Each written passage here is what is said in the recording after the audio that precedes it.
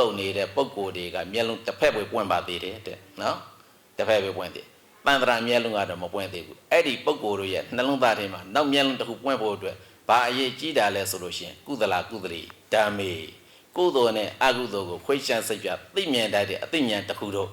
သူ့ရဲ့နှလုံးသားထဲမှာရှိနေဖို့လိုအပ်တယ်သာဝိဇ္ဇာနာဝိဇ္ဇေဓမ္မေအပြစ်ရှိတဲ့လမ်းကြောင်းနဲ့အပြစ်မရှိတဲ့လမ်းကြောင်းကိုလည်းခွဲခြားစိတ်ပြသိမြင်တတ်သောအသိဉာဏ်ကလည်းပဲသူ့နှလုံးသားထဲမှာအမြဲတမ်းရှိဖို့လိုအပ်တယ်ဟိနပဏိတေဓမ္မေဒါကယုံညံ့တဲ့ဘက်ကိုသွားတဲ့လမ်းဒါကမြတ်တဲ့ဘက်ကိုသွားတဲ့လမ်းရောအယုတ်လမ်းအမြတ်လမ်းနှစ်မျိုးကိုလည်းပဲခွဲခြားစိတ်ပ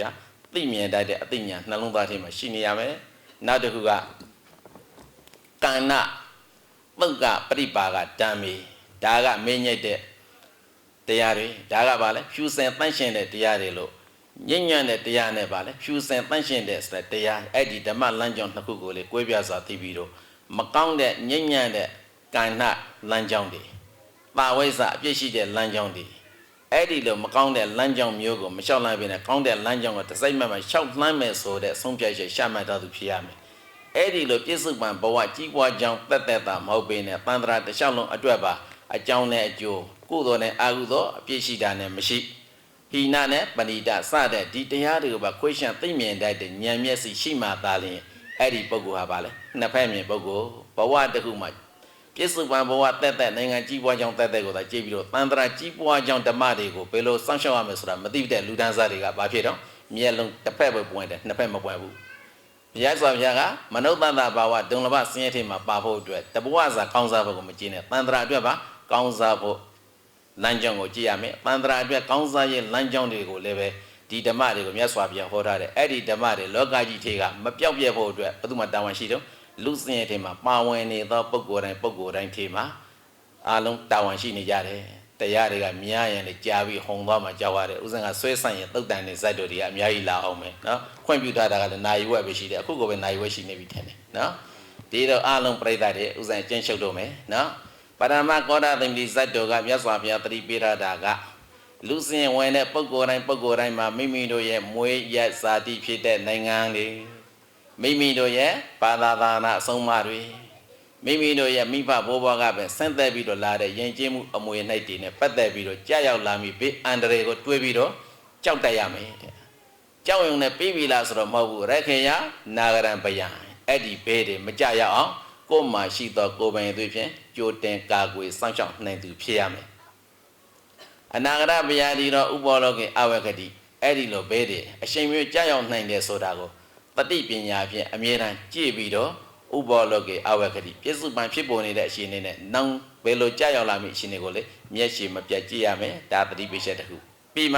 ှယာရိတံဝပရိပိဇံတာရိတံဟရတိဖလံကလျာဏကာရီကလျာဏပါပကာရီစပါပကံဘဝတစ်ခုရရှိလာတဲ့အခါမှာကိုယ်နိုင်ငံအတွက်ကိုယ်နိုင်ငံသူနိုင်ငံသားအတွက်အနာဂတ်ပုဂ္ဂိုလ်တွေအတွက်ကိုကစိုးပင်မပြောမိပါစေနဲ့ဘာပင်ပြောရမှာကောင်းပင်ပဲပြောပါကိုကစိုးပင်ပြောရင်ကိုယ်အတွက်ရောနောင်လာနောက်သောပုဂ္ဂိုလ်တွေအတွက်ရောဘာပဲရမှာတော့စိုးကြပဲရမယ်ကိုကကောင်းပင်ပြောမှကိုယ်နိုင်ငံသူနိုင်ငံသားအတွက်ရောကိုကမွေးလာတဲ့နောင်လာနောက်သောပုဂ္ဂိုလ်တွေအတွက်ရောကောင်းကျိုးကိုရမယ်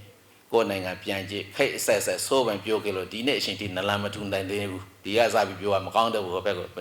ဒါဆိုမှမထွက်ရှင်တဲ့ဘူးနော်စာပေရှိတဲ့အတိုင်းပဲပြောသွားပါမယ်ဒီလောက်ဆိုသဘောပေါက်တော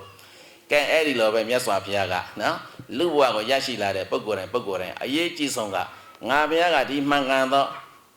ဝိဇ္ဇာအလင်းတက်ကိုပေးနိုင်ဖို့အတွက်လေးသင်ရှင်တဲ့ကဘာရသိကာလပတ်လုံးပါမီဖြစ်စေပြီးမှရရှိလာသောရွှေဉာဏ်တော်ဖြင့်45ဝါ45နှစ်ကာလပတ်လုံးမနေမနှောက်ဟောကြားထားသောတရားတော်ဟာဟောဒီကဘာကြီးလောကကြီးထဲကမပြောင်းမပြည့်အောင်ငါဘုရားရဲ့သားတော်သမီးတော်များအလုံးမှာတာဝန်ရှိတယ်ဒီຢာတွေကိုစောင့်ရှောက်ဖို့အတွက်အရှင်ရှင်ဘာတည်ဆောက်အောင်မှာတော့ညီညွတ်မှုတည်ဆောက်ရမယ်အရှင်ရှင်အငြင်းပွားနေလို့ရှိရင်ဘေးဒုက္ခပဲရောက်မယ်အရှင်ရှင်ညီညွတ်မှသာလျှင်ဘာဖြစ်တော့တန်တိဒုက္ခနိဗ္ဗာန်တတ်ကိုရောက်မယ်နောက်ဆုံးဘုရားရှင်ကနိဂုံးအနေနဲ့ပါပေးထားတော့ဝိဝါဒံဘယတော်ဒိဋ္ဌဝ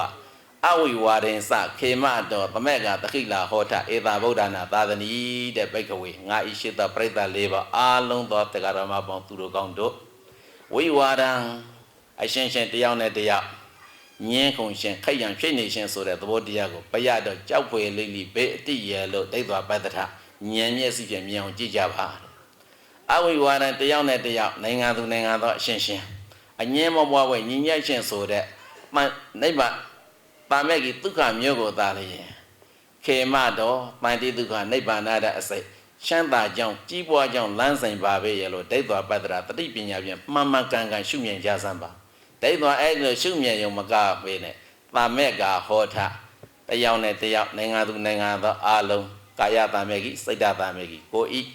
ညီညွတ်ခြင်းစိတ်ညွတ်ကိုယ်စိတ်နှစ်ပါးတို့ညီညွတ်မှုကိုမရရအောင်တည်ဆောက်ကြပါတခိလာဟောတာအဲ့ဒီညီညွတ်မှုအကောင်းဖို့အတွက်ပါရေးကြီးလားတခိလာဆိုတာပြောတဲ့နေရာမှာတယောက်နဲ့တယောက်ဒေါသအငွေသက်ပါတော့စကားမျိုးကိုဘယ်တော့မှမပြောဆိုပါနဲ့ဝစီတိစ္ဆာမဖြစ်စေသောဒုစရိုက်အငွေသက်ပါတော့ဝစီဒုစရိုက်အငွေသက်ပါတော့ဆိုတော့ဘယ်တော့မှမပြောဆိုဘဲနဲ့တခိလာဟောတာပြည့်ပြည့်တဲ့စကားမျိုးဖြင့်ပြောကြပါအဲ့ဒါအဲ့ဒီဆိုခဲ့ပြီးဖြစ်တော့အဆုံးမစကားတွေဟာဗုဒ္ဓနာသာသနာငါဘုရားတဆူတည်းမဟုတ်ဘူးကဲငါဝါလူတဲစုမှာပွင့်တော်မူကြကုန်တာကပ္ပညင်းချမ်းရင်ကိုလိုလားကြသောဘုရားဆူဆူတို့ရဲ့ဒါအဆုံးမပါလို့မြတ်စွာဘုရားကဒါနဲ့နင်းကုန်ရှုပ်တိုက်တယ်ဒါကြောင့်ဥစဉ်တို့ဒီဝါဆိုတဲ့ကဆက်ကဝေတို့ရောက်ရှိလာကြသောပရိသတ်ပေါင်းသူတို့ကောင်းတို့မှာလည်းပဲကိုယ်နိုင်ငံကိုလူမျိုးကိုသာသနာကိုယဉ်ကျေးမှုအမွေနှိုက်တွေကိုကမ္ဘာလောကကြီးကြီးမှာမပြောက်မပြေအောင်အားလုံးမှာထိမ့်သိမ်းဆောင်ရှောက်မှာဖြစ်သည့်အတွက်ကြောင့်တယောက်နဲ့တယောက်ရန်ဖြစ်ဖို့ဆိုတဲ့အငွေအသက်မျိုးကိုဘယ်သောအခါမှနှိပ်တဲ့မှုဆိုတဲ့ပုံစံမျိုးနဲ့လက်မခံမိပါစေနဲ့လောင်နေတဲ့မိချေမှာလောင်စာပေသောအခါမှာမရှာမိပါစေနဲ့တယောက်နဲ့တယောက်ညီညွတ်မှုဆိုတဲ့တာမက်ကြီးဒုက္ခရအောင်ကြိုးစားအားထုတ်ပြီးတော့ကိုယ်နိုင်ငံကိုယ်လူမျိုးကိုယ်သာသနာအဆုံးအမ